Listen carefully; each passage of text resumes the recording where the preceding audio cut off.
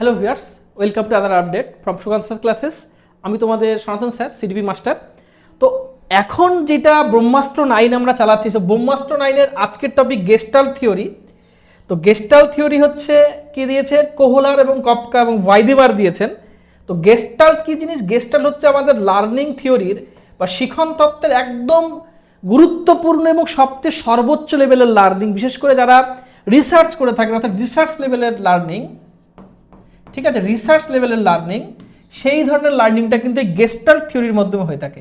অর্থাৎ এখানে কোনো উদ্দীপক, এখানে কোনো প্রতিক্রিয়া পুরো সেট করে দিই সেসব কিছু নয়। এটা কিন্তু মেশিন লার্নিং নয়। বা আমরা যদি প্যাভলভের প্রাচীন অনুবর্তন তত্ত্ব এবং স্কিনারের সক্রিয় অনুবর্তন তত্ত্ব দেখি, সেটাকে বলে মেশিন লার্নিং বলা হয়েছে বা যান্ত্রিক শিখন পদ্ধতি ছিল। কিন্তু এটা কিন্তু সম্পূর্ণরূপে নিজের থেকে নিজের মতো করে নিজের বুদ্ধি দিয়ে, অন্তর্দৃষ্টি দিয়ে, নিজের বোধ বুদ্ধি কাজে লাগিয়ে কিন্তু শিখেছে। তো চলে যাই আমরা গেস্টাল্ট থিওরিতে এবং সেখানে চলে যাই যে এখানে কিন্তু একটা গল্প আছে। হ্যাঁ, সুলতান নামে একজন না, এটা ছিল, কি বলে ওর নাম, বাদর ছিল বা একটা শিল্পাঞ্জি ছিল।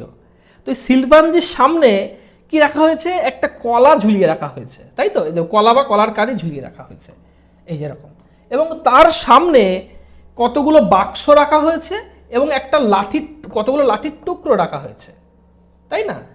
এইবার তাকে ছেড়ে দেওয়া হয়েছে যে তার খিদে লেগে গেছে, এখন তাকে তো খেতে হবে না। তবে যদি খায় তবেই না তার খিদে মিটবে। বা এই যে কলাটা পেয়ে নিজে থেকে যে খাচ্ছে, এইটা কিন্তু তার সফলতা এবং সমাধান। তাহলে কি হচ্ছে, আমাদের শিখনের ক্ষেত্রে একটা জিনিস আছে, একটা কি আসে আমাদের হচ্ছে প্রবলেম আসে। কি আসে? প্রবলেম। এইবার প্রবলেম আসে এবং এই প্রবলেমটা মানে সমস্যাটা সমাধান করার জন্য আমি যখন যাতায়াত করতে চাই বা কিছু করতে চাই, তার সামনে কিন্তু ব্যারিয়ার আসে বা বাধা আসে। কি আসে? বাধা আসে। এবং এই বাধা যদি অতিক্রম করতে পারি তাহলেই কিন্তু আমি সফল হব। তো লার্নিং ব্যারিয়ার অতিক্রম বিভিন্নভাবে করা যায়। তো লার্নিং ব্যারিয়ার অতিক্রম করার জন্য আগের দুটো তত্ত্বে কিন্তু আমরা দেখেছি যে একটা ছিল এসআর আর একটা ছিল আরএস, তাই না? এই স্টিমুলাস রেসপন্স, যেটা ছিল হচ্ছে তোমার প্যাভলভের, এটা ছিল কিন্তু স্কিনারের, তাই তো? তাহলে এখানে কিন্তু ব্যাপারটা কিন্তু আলাদা। এখানে কোনো রেসপন্স, উদ্দীপকের কোনো সেট কিছু করা হয়নি, আগে থেকে কোনো পূর্ব অনুমান করে কোনো কিছু আগে থেকে কোনো সেট করা হয়নি। এবং এই শিখনটা কি করবে? ট্রায়াল এবং এরর, অর্থাৎ প্রচেষ্টা এবং ভুল করতে করতে করতে করতে নিজে থেকেই কি করবে? তার সমস্যা সমাধানের পথ নিজেই খুঁজে নেবে, নিয়ে নিজে থেকেই শিখবে। এই জন্য এটাকে বলা হয় ইনসাইটফুল লার্নিং। কি বলা হয়? Insightful learning. ঠিক আছে, এই জন্য এটাকে বলা হয় ইনসাইটফুল লার্নিং এবং বা অন্তর্দৃষ্টিমূলক শিখন বা ইনসাইটফুল লার্নিং। কোহলার এবং এই যে ওয়াইদেমার, উলফাং অ্যান্ড কোহলার, কপকা, এরা কিন্তু দিয়েছেন। এই যে কপকা, কোহলার আর হচ্ছে ওয়াইদেমার, এরা কিন্তু তিনজনেই কিন্তু গেস্টাল্ট তত্ত্ব দিয়েছেন। অর্থাৎ এই যে গেস্টাল্ট শব্দের অর্থ কি? গেস্টাল্ট মানে হচ্ছে রূপ, আর শেপ মানে হচ্ছে কি আকার, অর্থাৎ সমগ্র মানে হোল। অর্থাৎ গেস্টাল্ট তত্ত্ব কি? যে হোল টু পার্ট এডুকেশন। কি বললাম? হোল টু পার্ট, যা বলবো তাই পরীক্ষায় আসবে। ঠিক আছে, হোল টু পার্ট অর্থাৎ আগে সমগ্র বিষয়টা পড়িয়ে নিয়ে বলে নিয়ে তারপরে মানে পার্ট পার্ট করে পড়ানো। আর এর আগে আমরা কি শিখেছি? পার্ট থেকে হোল, PART, পার্ট থেকে মানে পার্ট পার্ট জুড়ে একটা সমগ্র টপিক তৈরি করা। আর এগুলো সমগ্রটুকু আগে বলে নিয়ে তার পার্ট ভেঙে পড়ানো। তো এইটা কিন্তু কোহলারের এই থিওরির মধ্যে রয়েছে। সেটা কি না, কি বললাম না, হোল টু পার্ট, মনে রাখতে হবে। ঠিক আছে, হোল টু পার্ট। আচ্ছা, এইবার কি হচ্ছে? এইবার এই যে সুলতান কিন্তু খুব বুদ্ধিমান ছিল। কি বুদ্ধিমান ছিল আমরা যদি একটু দেখি, সুলতান এতটাই বুদ্ধিমান ছিল, সে কি করছে? এই যে বসে আছে, বসে থাকতে থাকতে হঠাৎ করে তার মাথায় বুদ্ধি হলো। সে কি করলো? এই বাক্সগুলো প্রথমে এই লাঠিটা নিল, নিয়ে পারার চেষ্টা করলো। লাঠিটা ছোট ছিল, খন্ডে খন্ডে ভাঙা ছিল, এবং সে কি করলো? ধীরে ধীরে বাক্সগুলো একটার পর একটা বাক্সগুলো সাজাতে শুরু করলো, তাই না? এবং লাঠির যে টুকরোগুলো সেগুলো কিন্তু জুটতে শুরু করলো। এবং জুটতে শুরু করে সে কি করলো? যে একটা টাইমে শেষ অবস্থায় গিয়ে দেখা গেল যে সে কিন্তু এটা উঠলো এবং লাঠিও জুড়ে নিল। সেটা লাঠি দিয়ে হতে পারে বা বাক্স দিয়ে হতে পারে, দুটোই হতে পারে। তাহলে কি দেখলো? কলাটা পেয়ে গেল এবং সে খেয়ে নিল এবং তার ক্ষুধা নিবারণ করলো। তার মানে কি? তার সামনে কিন্তু সমস্যাটা এসেছে প্রথমে, এবং বসে বসে পর্যবেক্ষণ ও বিশ্লেষণ করতে, এই যে আমার জিনিসগুলো আছে এটা আমি কীভাবে সমস্যাটাকে সমাধান করতে পারি। তারপরে ভেতরে কিন্তু তার প্রক্রিয়াকরণ চলতে লাগলো যে কি করছে। তখন সে ধীরে ধীরে এই বাক্সগুলো বক্স এইগুলো কিন্তু একটার পর একটা সাজিয়ে দিল, লাঠিটা জুড়ে দিল, দিয়ে কিন্তু কলাটা পেয়ে গেল। এইভাবে সমাধান এবং এই সমাধানের পথ কিন্তু নিজে থেকেই খুঁজে নিল। এই জন্য এটাকে বলা হচ্ছে না ইনসাইটফুল লার্নিং। এখানে কিন্তু কেউ কিছু বলে দেয়নি, তার খিদে আছে আর এখানে কলা ঝোলানো আছে। আর এই কলা এবং খিদে কিভাবে নিবারিত হবে, যদি এই বাক্সগুলো এক জায়গাতে নিয়ে আসে এবং লাঠিটাকে জোরে, তবেই কিন্তু কলাটা সে হাতে পাবে, আদারওয়াইজ সে হাতে পাবে না, তাই না? তাহলে প্রথম হচ্ছে সমস্যা কি, এটা জানতে হবে এবং সমস্যা দেখতে হবে, পর্যালোচনা করতে হবে। তাহলে আমাদের জীবনে কিন্তু সমস্যা আসতে পারে এবং সেই সমস্যা সমাধানের পথ কিন্তু আছে। তাহলে আমাকে বিশ্লেষণ করতে হবে যে সমস্যাটা কি, সমস্যাটা কি কারণে হয়েছে, কি করলে আমার সমস্যা সমাধান হতে পারে। আমি কিন্তু অনুমান করে নিতে পারি, মানে যেটাকে আমি বলি মানে সমস্যা সমাধানের জন্য যেটাকে আমরা বলি যে যেটাকে হাইপোথেটিক লাগানো, ঠিক আছে, বা হাইপোথেটিক্যাল রিজনিং তৈরি করা, ঠিক আছে, বা সম্ভাব্য সমস্যা সমাধানের পথ দেখা এবং তারপরে নিজে কিছু করা, তাই না? তাহলে প্রথমে সমস্যা উপস্থাপন এবং সমস্যা সমাধানের সম্ভাব্য পথ বিশ্লেষণ এবং কিছু সেই সম্ভাব্য উপায় অবলম্বন করা। এবং যদি সেটা আমার যদি আমি যেটা সম্ভাব্য সমস্যা সমাধানের পথ যেটা আমি বাতলেছিলাম সেটা যদি আমার ঠিক হয়, তাহলে অবশ্যই আমি রিওয়ার্ডটা পেয়ে যাচ্ছি। তাহলে আমি কিভাবে সমাধান করলাম এবং সফলতা অর্জন করলাম আমি শিখে গেলাম। তো এইটাই হচ্ছে ইনসাইটফুল লার্নিং, আর কিচ্ছু না।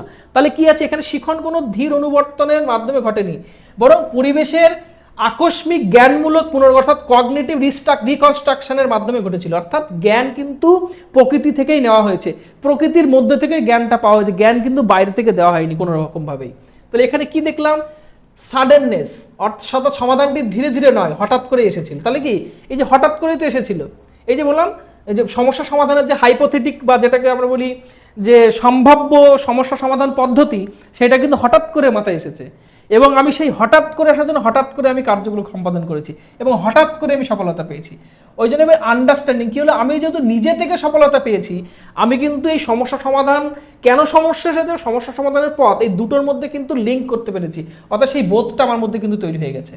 এবং ট্রান্সফারেবিলিটি, অর্থাৎ এই নীতিটি আমি অনুরূপভাবে অনুরূপ পরিস্থিতি কিন্তু যদি আমার আবারও এই সমস্যা আসে, আমি একই রকমভাবে কিন্তু সমাধানটা করতে পারি, এই ধারণাটা কিন্তু আমার মধ্যে তৈরি হয়ে গেছে। আর একটা কি, রিটেনশন, এবং এই যে অন্তর্দৃষ্টির মাধ্যমে বা নিজে থেকে যদি আমি কোনো কিছু শিখি, সেই জ্ঞানটা কিন্তু একদম লাইফ টাইম আমার মধ্যে কিন্তু থেকে যাবে, ঠিক আছে, সারা জীবন কিন্তু এটা আমার মধ্যে থাকবে। নিজে থেকে যদি আমি কিছু শিখি, কেউ আমাকে শিখিয়েছে সেটা কিন্তু আমি ভুলে যেতে পারি। আর আমি যদি নিজে থেকে শিখি সমস্যা সমাধান পদ্ধতির মাধ্যমে এবং এই নিজের অন্তর্দৃষ্টির মাধ্যমে নিজের বুদ্ধি দিয়ে নিজের বুদ্ধি খাটিয়ে যদি আমি করে থাকি, তাহলে কিন্তু তার সফলতা আগে আসবে। ওই জন্য বাবার ব্যবসা সামলে সফলতা আনা আর নিজে ব্যবসা করে সফলতা আনা, সেই সফলতা বহুদিন টেকে। আর বাবা সফলতা অর্জন করেছিলাম, সেই ব্যবসা আমি কোনো রকম টেনে নিয়ে যেতে পারি, খুব বেশি দূর আমি সফলতা নাও আনতে পারি।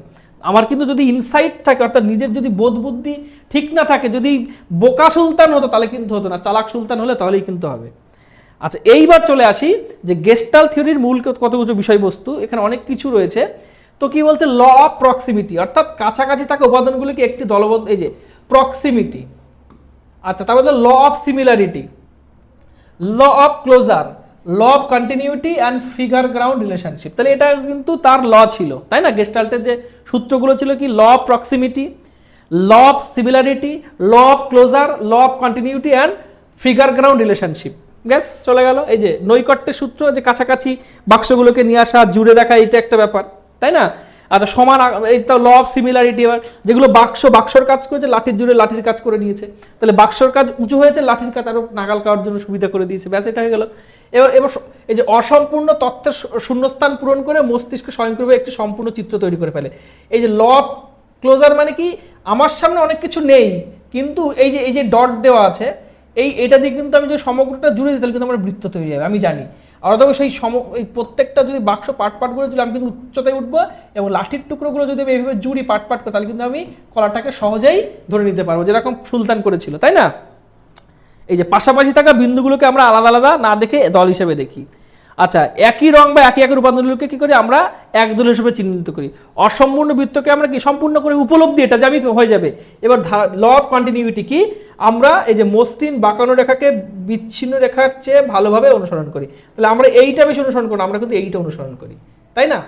আর লাস্ট হচ্ছে কি একদম দেখতে পাচ্ছি কোনো কিছু ফুলদানি, আবার কোনো কিছু দুই মুখ পটেও দেখতে পাই। আচ্ছা, অর্থাৎ এটা কি আমি লাস্ট পর্যন্ত কিন্তু আমার যে ফিগারটাই আমি বুঝে গেলাম যে আমি যদি বাক্সগুলো পরপর সাজাই এবং ওই লাঠিগুলো তিনটেই জুড়ে দিই বা চারটে খণ্ড জুড়ে দিই, তাহলে আমি সফলতা পেয়ে যাবো একদম। তো এইটাকে বলা হয় ইনসাইটফুল লার্নিং। তো শিক্ষাক্ষেত্রে কি এটা আমি কি বলেছিলাম যে এটাকে বলা হয় এনকারেজিং প্রবলেম সলভিং মেথড। এই যে হোল টু পার্ট লার্নিং, যেটা আমি আগে ডিসকাস করেছি, এই যে মিনিংফুল অর্গানাইজেশন, অর্থাৎ অর্থপূর্ণভাবে পড়ায়, রাটকে নয়, মানে মুখস্থ বিদ্যা নয়।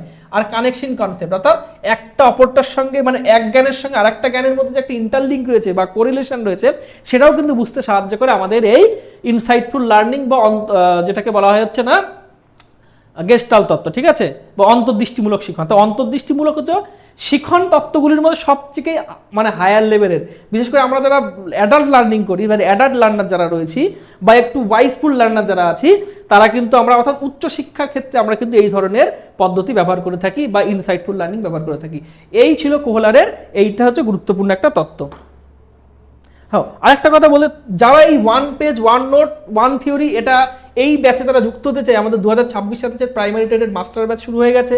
ইতিমধ্যে 50+ স্টুডেন্ট আমাদের কাছে ক্লাস করছে, ঠিক আছে। আর 50 জনের কিন্তু আমরা সুযোগটি দেবো মাত্র 1549 টাকায়। খুব তাড়াতাড়ি করবে, নাহলে কিন্তু সিট পাবে না।